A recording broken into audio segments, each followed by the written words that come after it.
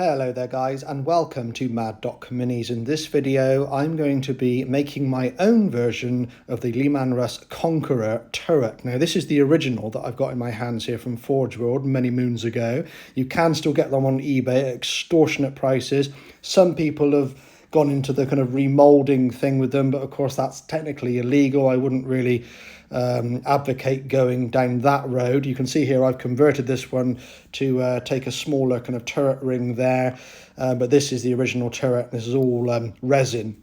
Very nice thing, but I want to see what I can do to make my own. So I'm going to start off with this Demolisher Turret. Now I've chosen the Demolisher Turret because it has a slightly wider frontage to it, and that does make a difference, bearing in mind I want to try and do a coaxial mounted weapon. I've got this bit of toy plastic tubing. I've used these on many other builds before, and they're readily available off of Amazon and eBay and places like that. Easy to get hold of. You get them in packs. And this here is one of the dual battle cannons from the Imperial Guard heavy tank. The what's it called? The Rogal Dorn. That's it. Okay, so that's one of the dual battle cannons. I just had that spare because I used the other option on the kit that I had. Those are the main components. I do use others, which I will talk you through as I go. First thing that I did here was to kind of widen that receptacle at the front of the turret there. So I just kind of find the kind of grooves inside and just trim down that with a very sharp blade, being careful of my fingers as I go. Slow and steady does the job here, guys. Go careful if you're copying this, of course, or doing something similar. But you can see what I'm after. I just want to widen that kind of hole at the front of the turret, really. Okay, as much as I can realistically. It's not quite as wide as the original, so we're probably going to have to go down a slightly different route here, but bear with me, all right? So I go ahead and just trim that down, kind of shave it back as much as I can. And then I do a little bit of a dry run with the tube, the plastic toy tube, and I realise that the thinner part of the tube there is exactly the right width. It's pretty much exactly the same as the widest part on the original Conqueror cannon. So I get rid of that end piece, which is used to connect the tubes together, because we don't need that. And you can see here that it's the same width as the thicker part, which is great. And I need to trim that down a little bit because I want that kind of staggered kind of look to the cannon there. You know what I mean? Where the kind of different sections almost slot into each other. So I kind of want to preserve the nice smooth end, the machined end on that tube there. So I decide to chop down the kind of rough end that I've already chopped, and I kind of measure that roughly with the blade and just kind of roll and trim that down. And you would be better off using a hobby saw here, guys, by far. I just really couldn't be bothered to go and get it when I was doing this. So there you are. Lazy. So once we trim that down to the right size, I do another little dry run there just to make sure, and then trim down the rough end a little bit just to kind of make it quite even, all right, with a sharp blade. Another little bit of dry fitting as we go, and then I take the Rogal Dorn battle cannon.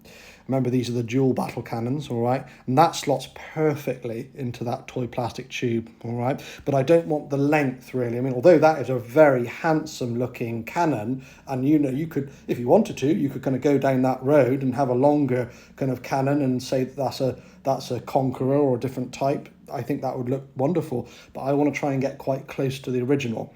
So we're going to actually cut a lot of that length of the cannon off, leaving just a little bit of a nub sticking out the end. Now what we will end up with here, guys, is a smaller bore of cannon compared to the original. That's something that doesn't bother me. It may bother you, so just bear that in mind, all right? But this is what we're left with after we trim it down. That slots in place. We've got that little skull motif on the outside, which is wonderful. Great little bit of detail. And that's the main body of the cannon, okay? And, it's preference. You could go about this a slightly different way if you wish, but that's how I did it. And, that's going to fit in there very nicely. That, of course, will need to be offset to one side so we can think about what coaxial weapon we're going to put in next to it. Okay, you can see here it's roughly the same length. The turret is the same kind of dimension roughly. So I'm just going along and checking that again and again. So I want to get reasonably close. I'm not trying to copy it exactly, but I really want to get quite close to that so you kind of know what it is when you look at it. I'm just trimming these attachments down on the inside of the base of the turret here, because this is not going to be a posable cannon, so I don't need those, and they're going to be in the way if I keep them on there. So I get rid of those with some hobby snips, and then attach the top and the bottom of the turret together and glue it solidly together. After that, I'm going to need to kind of like fill in that gap there, and I do that with simple cardstock off screen. It's a bit fiddly, but I just went in there, cut the pieces and glued them in with super glue, and that just tidies up the inside a little bit. Do you know what I mean? And you can see here where I've kind of cut around the edges. A little bit fiddly, a little bit farty, but well worth it. Makes it look better in the end, I think. So I'm thinking about attaching the cannon here, the Conqueror cannon. That should be offset to the right hand side if you're copying the original Conqueror. Okay, so I lose a bit of super glue, just kind of get that all in the gaps there. And I'm pretty messy with my conversions. You probably know that already if you've known the channel, but if you're new here, I'm, Mad Doc Minis, it's in the title. You could do a much neater job than me here, guys. This is very rough and ready, but it does get the job done. So that's the cannon attached. We are left with this rather awkward little stepped area on the other side, which is unfortunate, and I had to really scratch my head what to do there. And in the end, I just used a spare flamer, a sponson flamer from the Leman Russ Demolisher kit, and chopped that down kind of in the middle. And I use this little middle section here, this little oblong. You can see kind of roughly where I've taken it from the flamer, comparing it to a complete one on the right. And I just use that and attach that in for a little bit of substructure. There is some detailing on it, so it's nice, the gaps have a little bit of detail. It's not just, stuffing some random sort of material in there. And that's the best I could come up with in a short space of time. So you may not want to copy this, but that's what I did.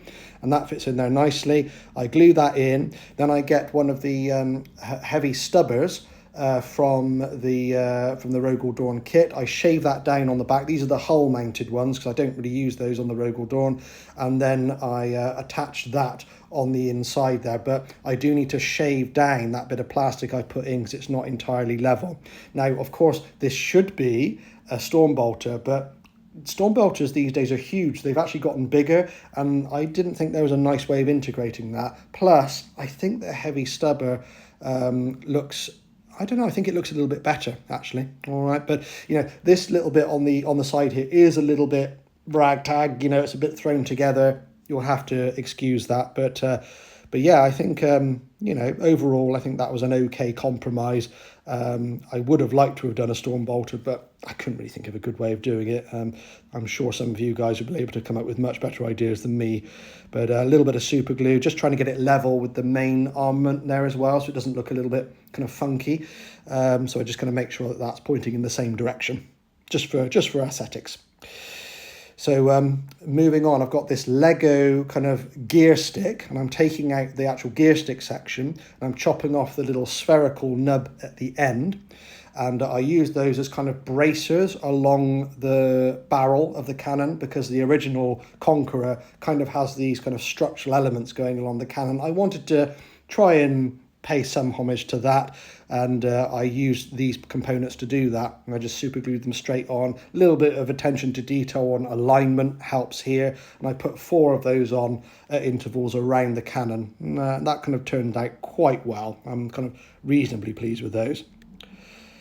So moving on again, I actually use this as another Lego component. This is a kind of a lightsaber Lego thing, and I'm going to use that just to cover an awkward little gap I've got. I don't know what I'm simulating here, some sort of targeting device or some sort of periscope, I don't know, but it just looks better than having this weird kind of step in the front of the turret there. So I chop that down and carefully glue that into place. And actually, once it's all kind of base coated and that actually looks a lot better than it does in the footage here. So there you go. That's more or less complete there. I've just got to put the other components on the turret, like the armoured plates and the back plate and the hatch and things like that. So that's what I do next, kind of complete the turret as it's supposed to be completed. And And yeah, it's starting to really come together at this stage, actually. One final touch I did was use this Lego megaphone, lots of Lego here, and I trim that down and I make a small kind of searchlight, and I kind of glue on the spare bit from the gear sticks, you know, that kind of bit that it sticks into, just at the back to round it off a little bit, and then super glue that onto the top of the turret, just to, again, pay homage to the original design of the Conqueror turret. There's like a integrated searchlight on the turret in the original resin kit, and I just wanted to kind of pick up on that a little bit. And the searchlight that comes with the Leman Russ now is much bigger, and I wanted it to be a little bit more compact, so that's the solution I came up with. So yeah, there we are. Yeah, a few bits of Lego in this one. I am renowned for using Lego on my builds, but maybe not quite to this extent. Yeah, it's okay, and I think you can kind of tell what it is, or at least, you know, if you know Warhammer, you're going to kind of more or less tell what this is. So that was kind of my aim. I think it's okay. It's obviously not as detailed as the resin kit, but it will do. The final thing I do before I primed this was just to give it a light sand or file just on the end of the barrel, because remember that was trimmed down roughly. So here I've put some Xandri dust spray down on both the old original and the new one, so you can get a fair comparison between the two. As I've already said, not as detailed mine, but I think it's passable. I mean, do let me know what you guys think. I'd be really intrigued to know what your thoughts are. It's a good time to say, if you enjoyed the content, guys, please consider liking it. It really does actually help the channel to grow. And, you know, share. If someone you think is interested in this, then share the video. That's much appreciated. If you're not already subscribed, consider giving me a sub. That really helps as well. So here's the original turret on a hull. You'll have to ignore the tracks. That's a conversion. I don't like the original Leman Russ tracks very much, so I put wider tracks on this thing. But that's what the original turret looks like on the hull. And I will now put the new one, or my version, if you will, on the hull, so you can get an idea of what that looks like as well. So I'm pretty happy with how this turned out. I think a lot of these components are fairly easy to get hold of. I mean, certainly if you've got a Rogal Dorn and you put the kind of bigger cannon on, you'll have a couple of those battle cannons spare, probably in your bits box, unless you've magnetized or something. So I think it's a fairly reasonable construction, this one. It's not too expensive, and I hope you don't get too offended by this awkward bit on the side of the turret here. A bit of a thrown together job, that. But let me know what you think, guys, anyway, and thanks ever so much for joining me, and I will catch you in another video soon. Take care. Thanks for watching.